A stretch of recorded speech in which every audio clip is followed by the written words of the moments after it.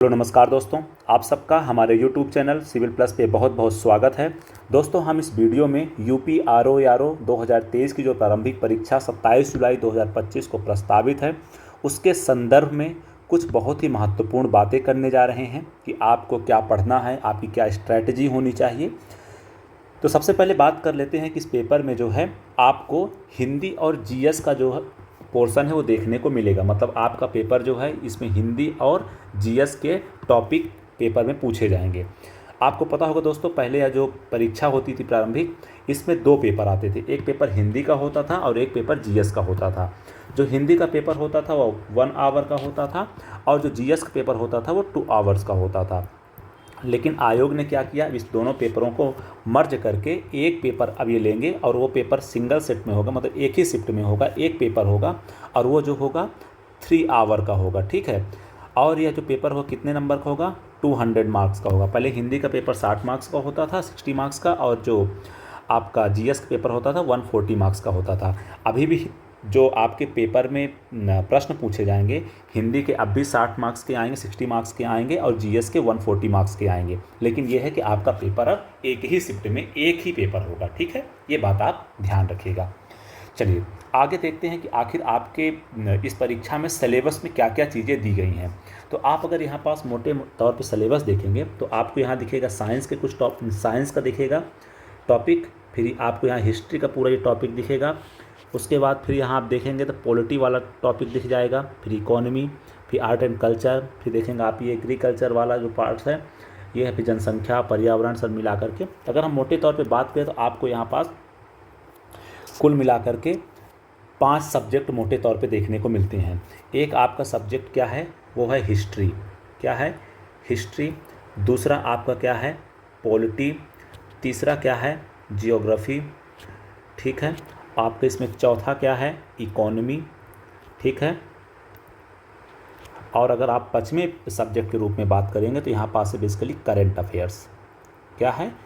Current affairs. उसके अलावा इन्होंने दिया हुआ है कि आपसे सामान्य बौद्धिक क्षमता यानी रीजनिंग के सवाल आप बोल सकते हैं। रीजनिंग के सवाल भी आपके यहाँ देखने को मिलते हैं। और एक सेगमेंट है आपका यहाँ करंट अफेयर्स। ठीक है। इस पूरे जितनी बातें यहाँ लिखी गई हैं इसका मतलब ये कि history, polity, geography, economy, current affairs और साइंस। ठीक है, साइंस भी है। तो इतने सेगमेंट के आपके सवाल यहाँ देखने को मिलेंगे। ठीक है, जीएस वाले पोर्शन में। और जब हम हिंदी की बात करेंगे तो हिंदी में सिर्फ 6 टॉपिक दिए गए हैं, 6 टॉपिक मेंशन किए गए हैं आपके सिलेबस में। एक है आपके विलोम शब्द, वाक्य एवं वर्तनी शुद्धि के बारे में आता है, अनेक शब्दों के एक शब्द, तत्सम, तद्भव, विशेष, विशेषण और पर्यायवाची शब्द। ये आपके 6 टॉपिक हैं। इन्हीं से 10-10 करके प्रश्न पूछे जाते हैं। ठीक है, मतलब इन्हीं से 60 मार्क्स का हिंदी आता है। अब आप यहाँ पास एक चीज़ देखेंगे कि आपका सिलेबस पूरी तरह से निर्धारित है। अब आपको इसी सिलेबस के अकॉर्डिंग ही पढ़ना है, प्रीवियस ईयर के पेपर देखने हैं, उसी का अध्ययन करते हुए आपको पूरी स्ट्रेटजी अपनी रखनी है। तो सवाल उठता है कि आखिर आपको कहाँ से कौन से टॉपिक कवर करने चाहिए। तो आप सबसे पहले देखें करंट अफेयर्स आपका जो अच्छा खासा पोर्शन रहता है, लगभग 20 से 25 प्रश्न आते हैं, उसको कहाँ से कवर करेंगे। तो आप करंट अफेयर्स के लिए घटनासार की हेल्प लीजिए। घटनासार की जो मैगजीन आती है ये 6 महीने की आती है, मतलब 6 मंथ में एक बार आती है। ठीक है, ध्यान रखिएगा। तो इसकी छमाही वाली आप ले लीजिए।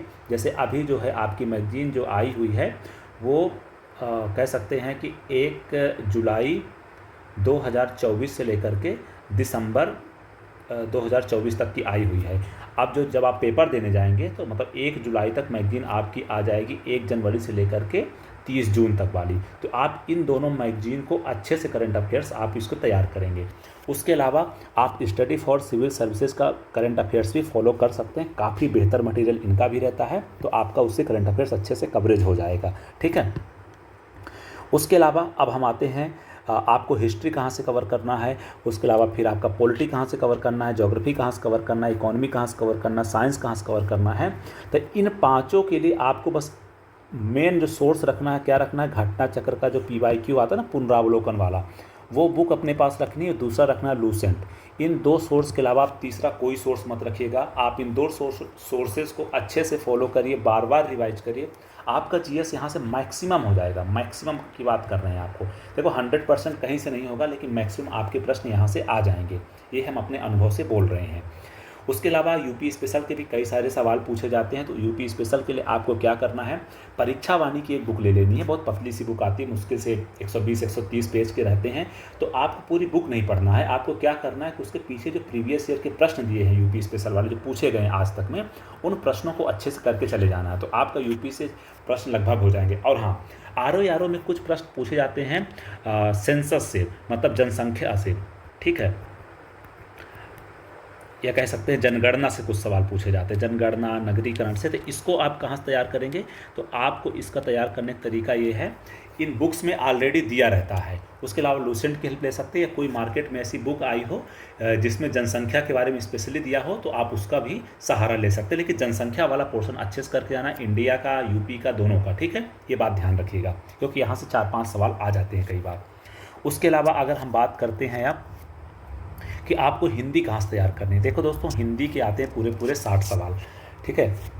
लेकिन हिंदी के जो सवाल आते हैं उसमें सबसे अगर अच्छी बात जो है वह यह है कि लगभग लोग 55 से लेकर के कुछ लोग तो 60 के 60 सही कर देते हैं। लेकिन 55 से 60 जो सेलेक्ट होते हैं प्रीलिम्स में, कहने मतलब ये है कि जो मेंस के लिए जाते हैं क्वालिफाई होके, उनका एवरेज स्कोर 55 से 60 के बीच रहता है। लगभग वो 55 नंबर तो ला ही लेते हैं हिंदी में। तो उसका रीज़न क्या है, देखो, हिंदी के ज़्यादातर सवाल जो हैं वो प्रिडिक्टेबल हैं, या कह सकते हैं कि मोस्टली प्रश्न जो होते हैं रिपीट होते हैं। और जब रिपीट होते हैं तो देखो, ये रट्टा वाला टॉपिक हो गया, इसमें ज़्यादा समझने को कुछ नहीं है। आपको जितना आप शब्दों को समझेंगे, जितना शब्दों का रिवाइज कर सकते हैं या प्रैक्टिस कर सकते हैं, उतनी ही आपकी हिंदी धीरे धीरे अच्छी होती चली जाएगी। क्योंकि वहाँ पास आपको ऑप्शन ये रहेगा, आपको पहचानना होगा कौन सही है कौन गलत है। एक शब्द वाला भी तो आपने कई बार अगर पढ़ा हो, तो अगर जैसे वो 4 ऑप्शन में दिखेगा तो आपको उसको आंसर मिल जाएगा, ठीक है। इसका बेस्ट तरीका क्या है, सबसे पहले आप क्या करिए कि आरओ में जितना PYQ में सवाल आए हुए हैं, आप उनको अच्छे से रिवाइज कर लीजिए। दूसरा क्या करिए, यूपी PCS में जितना अभी तक प्रीलिम्स और मेंस में पूछा गया है उसके सवाल कर लीजिए। UPSC में जो सवाल पूछे गए हैं उनको कर लीजिए। आप इतना करिए। उसके अलावा अगर आपको और भी मन करता है तो और भी कहीं से पढ़ लीजिए। लेकिन मेरे ख्याल से मैंने जो आज तक बुक फॉलो की आरओ या यूपी PCS वगैरह के लिए, जिससे मुझे कभी शिकायत नहीं मिली कि मेरे हिंदी में कभी सवाल कम सही हों, तो आप आदित्य पब्लिकेशन की एक हिंदी की बुक आती है जिसमें PYQ ही सवाल होते हैं, वो आरओ के लिए ही आती है। उसमें सारा कंपाइलेशन में मिल जाएगा और आपको बहुत सारे सवाल मिल जाएंगे। उससे क्या होगा, आपको कहीं भटकना नहीं पड़ेगा, एक जगह सवाल मिल जाएंगे सारे के सारे। इससे क्या होगा कि आपका एक जगह ही सारी चीज़ें तैयार भी हो जाएंगी। तो उम्मीद है कि यह वीडियो आपके लिए बेनिफिट करेगा और निश्चित रूप से आप इसका लाभ उठाएंगे और अपनी पढ़ाई अच्छे से करते रहेंगे। हम आपके लिए ऐसे ही अच्छे वीडियो लेके आते रहेंगे। अगर आपको कोई क्वेरी होती है, अगर कोई सवाल होते हैं, तो आप हमारे यूट्यूब चैनल को सब्सक्राइब कर सकते हैं और लाइक तो वीडियो कर ही सकते हैं। उसके अलावा हमारे टेलीग्राम चैनल को भी ज्वाइन कर सकते हैं। आपका हमसे जुड़ने के लिए बहुत बहुत धन्यवाद। जय हिंद, जय भारत।